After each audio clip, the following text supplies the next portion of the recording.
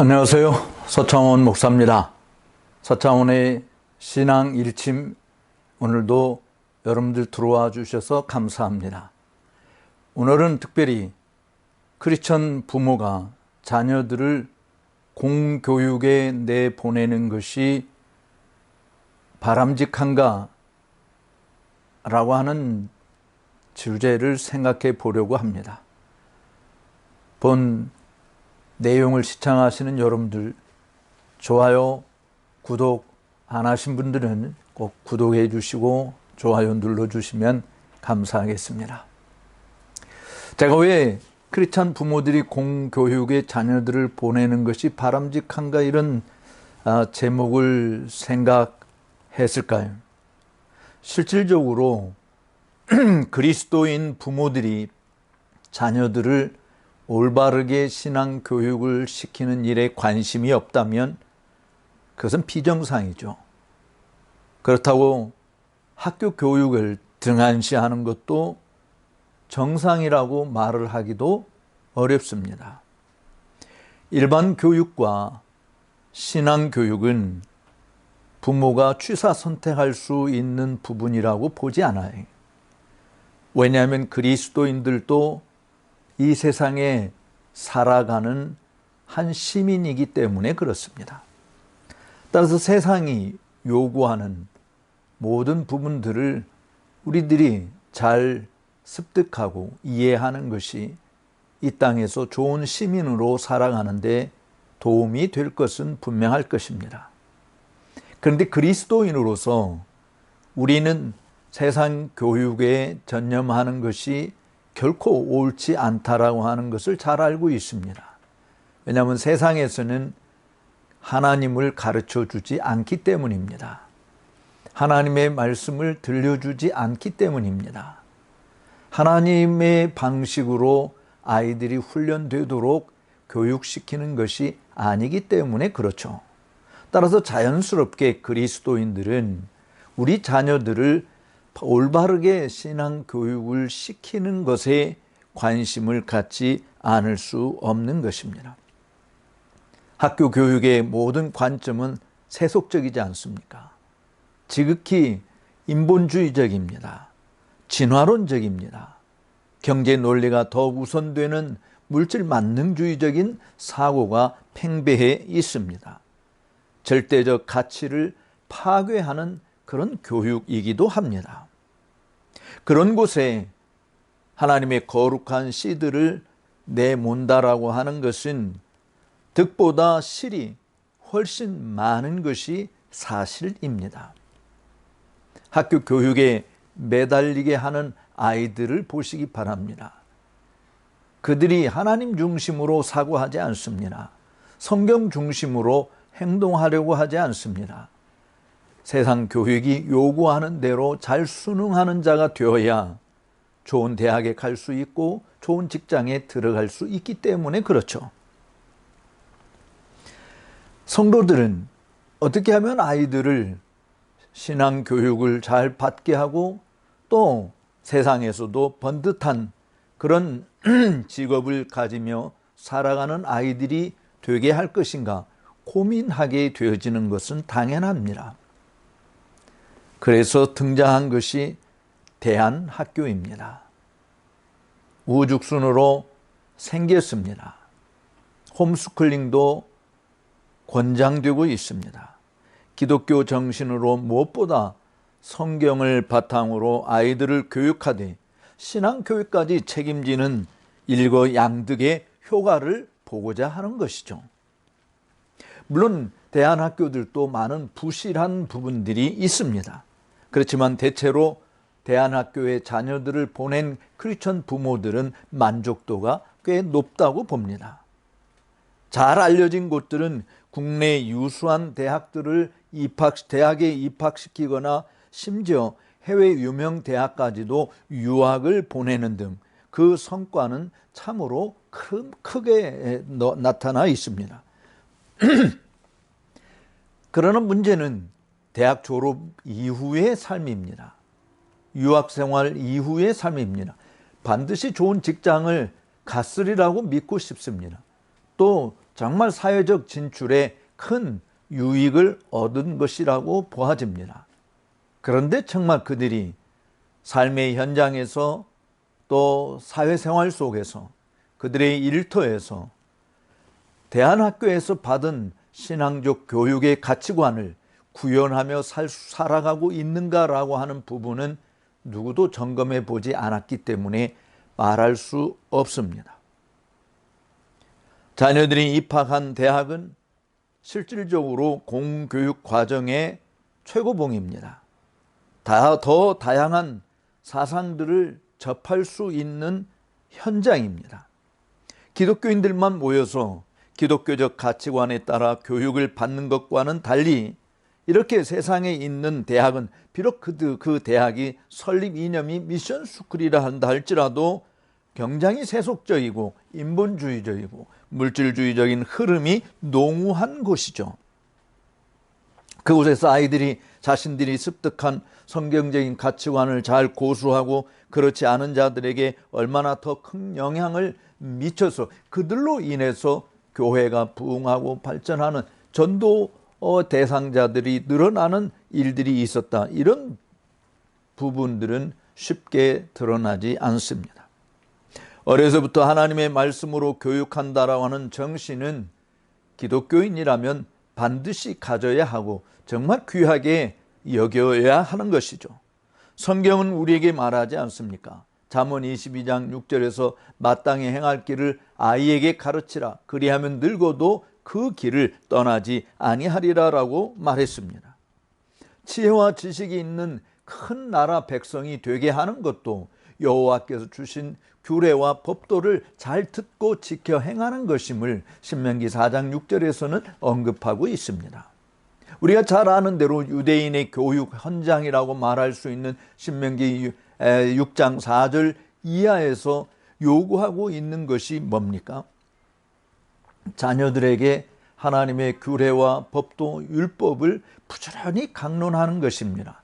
그냥 여가 시간에 자녀들을 그렇게 강론하라고 말하는 것이 아니라 일을 할 때도 길을 갈 때도 여행 중에 있을 때도 누웠을 때도 일어날 때에도 이 율법의 말씀을 자녀들에게 부지런히 강론하게 하라고 하는 것이죠. 물론 그 강론의 목적은 위로 하나님을 사랑하는 것입니다. 마음을 다하고 힘을 다하고 뜻을 다하고 목숨을 다하여 하나님을 사랑하게 하는 것이죠. 그리고 동시에 내 이웃을 내 몸처럼 사랑하게 하는 것입니다.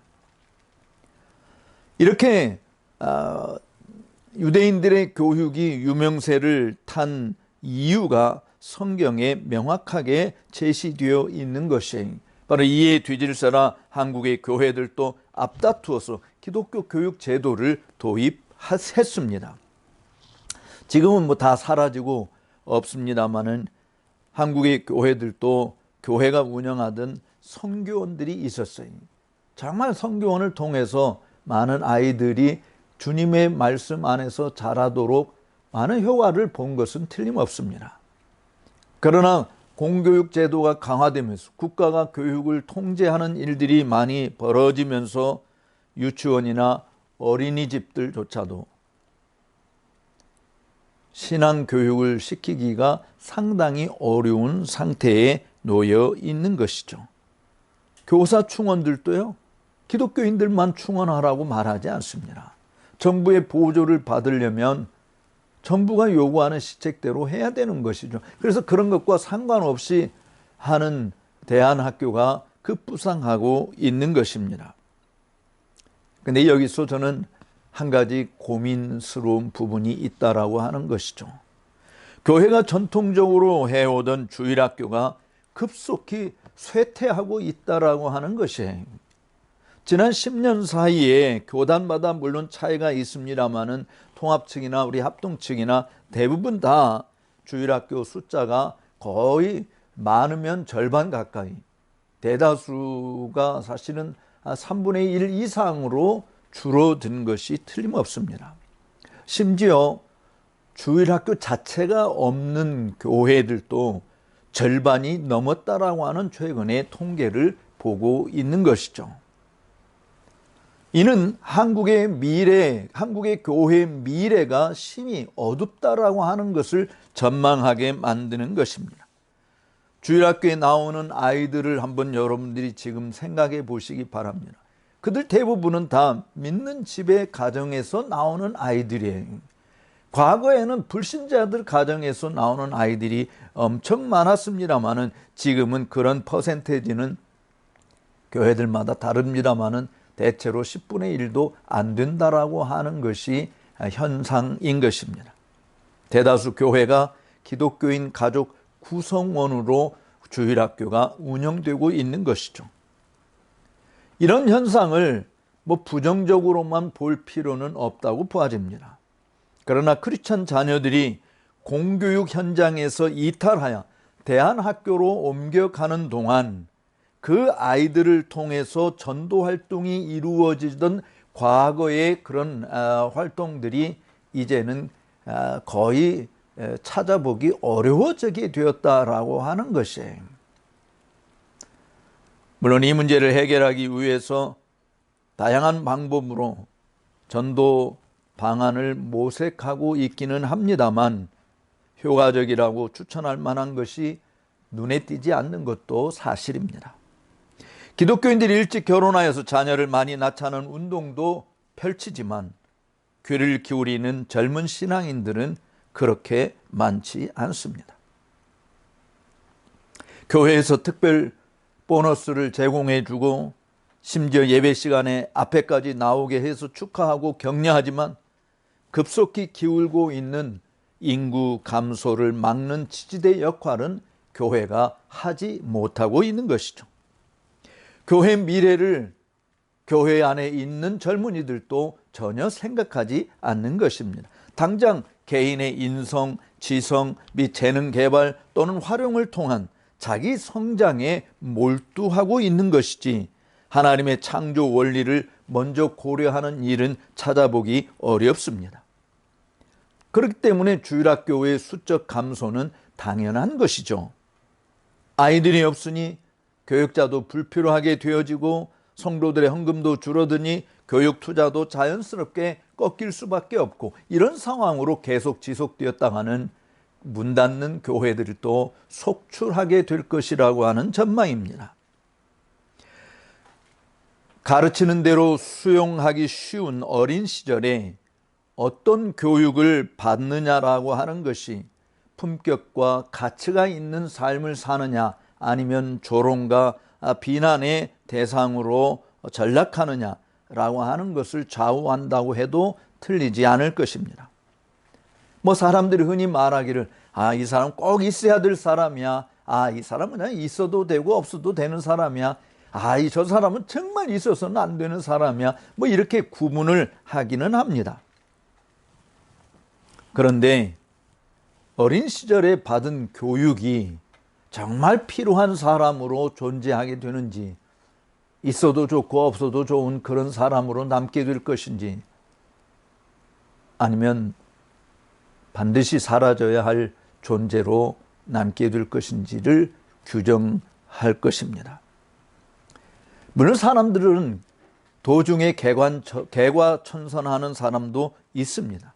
자라는 과정만이 아니라 삶의 현장에서 몸으로 체득한 지식이나 경험이 전혀 딴 사람이 되게 하는 경우도 존재하죠.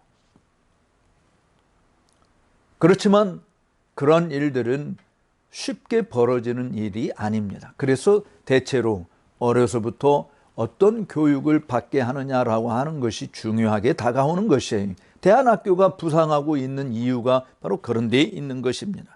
유학을 보내야 되고 기독교 세계관 학교 등의 눈길을 돌리는 이유가 바로 거기에 있는 것이죠. 잘 교육하고자 하는 부모의 욕심은 그리스도인이라고 해서 없다고 말할 수 없는 것이죠. 그런데 정말 생각해 볼 것은 이겁니다. 주 예수의 복음을 전하라 라고 하는 명령은 자녀들을 둔 크리스찬 부모들에게는 예외인가요? 우리 자녀들을 대안학교에서 홈스쿨링해서 제대로 잘 교육을 시키는 것이 우선이다. 그거 가지고 잘못됐다라고 말할 수 없습니다. 그런데 전도하는 부분은 어떻게 순종해야 할 것이냐라고 하는 것입니다. 물론 전도는 특정인들만의 전유물이 아니라고 하는 거 여러분들 잘 아시죠? 허물과 죄로 죽은 자가 주 예수를 믿어 거듭난 새 사람이 되었다고 한다면 당연히 나를 구원해 주신 하나님의 이 은혜를 다른 사람에게 전하지 않고는 견딜 수 없는 그런 마음을 가지는 것입니다. 아니 사실은 그와 같은 일은 시키지 않아도 자연스럽게 할 수 있어요. 근데 우리 아이들이 공교육 현장에 있다고 한다면 믿지 않는 아이들에게 예수 믿는 것이 어떤 것인지를 보여줄 수 있지 않을까요?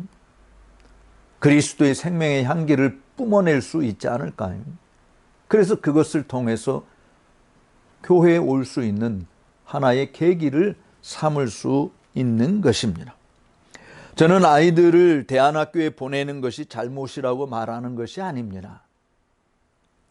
그러나 부모가 가정에서 자녀들을 주의 교양과 훈계로 자라나게 해야 할 의무와 책임을 도의시하는 방편으로 우리 아이들을 대안학교에 보낸다고 한다면 그것은 다시 한번 생각해 봐야 할 문제라고 하는 것이죠.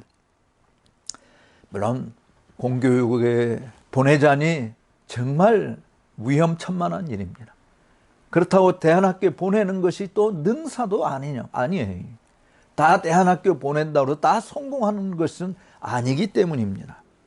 신앙인 부모가 다 자녀 양육에 출중한 존재가 되는 것도 아니잖아요.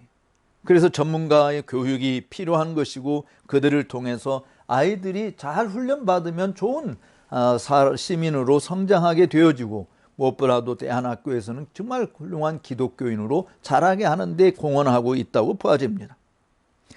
공교육 현장에 우리 아이들을 보내고 싶지 않다면 교회의 미래를 위해서 최소한 저는 두 가지 길을 우리 부모들이 실천했으면 좋겠다라고 하는 것을 제안하고 오늘 신앙 일침을 마치려고 합니다. 하나는 아이를 낳을 수 있을 때 아이를 많이 낳으시기 바랍니다. 아이를 많이 낳기 위해서는요, 일찍 결혼해야 돼요. 이 세상의 흐름대로 쫓아가서는 안 돼요. 하나님의 말씀대로 순종하는 것이 우선이어야 합니다. 더군다나 옛날과 달리 정말 아이들 많이 낳으면 교육시키기 너무 힘들었어요. 그렇지만 요즘에는 아이들 많이 낳으면 정부가 막강하게 제공해 주지 않습니까? 도와주고 있어요. 지원이 엄청나요. 물론 아이들 키우는데 육체적이고 정신적인 고통은 사수반이 됩니다만은 그렇지만 애들 다 키워놓으면요 결국 달랑 두 부분만 남아요. 사실은. 그런데 노후 생활에 자녀들을요 멋진 그리스도인들로 잘 양육해서 키워놓으면 노후 생활이 정말 행복하지 않을까요? 또 하나 우리가 실천해야 될 부분은 이겁니다. 자녀를 낳는다고 해서 다 되는 것은 아니잖아요. 하나님의 영광을 위해서 사는 아이가 되게 하는 것입니다. 좋은 대학 가는 것도 중요해요. 좋은 직장 가는 것도 중요해요. 그렇지만 더 중요한 것은 하나님이 주신 믿음의 분량을 따라 또 하나님이 주신 달란트와 은사를 통해서 하나님의 영광을 위해서 사는 아이가 되게 하는 것입니다. 세상적인 기준으로 칭찬 듣는 길을 가는 것보다 하나님의 말씀에 순종하는 길을 가는 것이 나은 것임을 부모가 몸소 보여줄 수 있어야 하는 것이죠.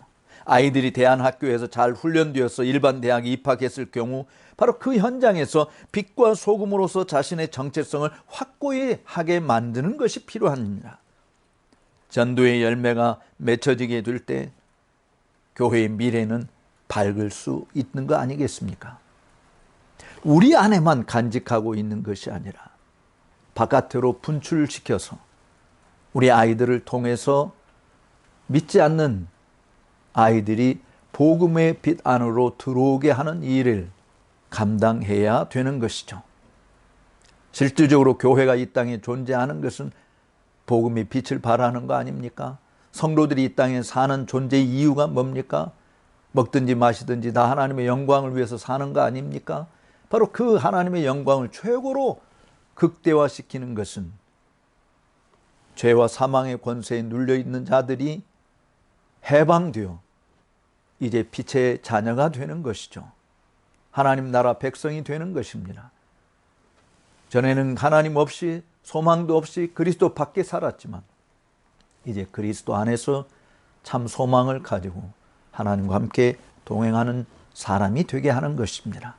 그런 사람이 많을 때 정말 이 사회의 온갖 부조리, 불의, 부정, 부패, 아픔, 고통들은 치유할 수 있는 방편이 되리라고 봅니다.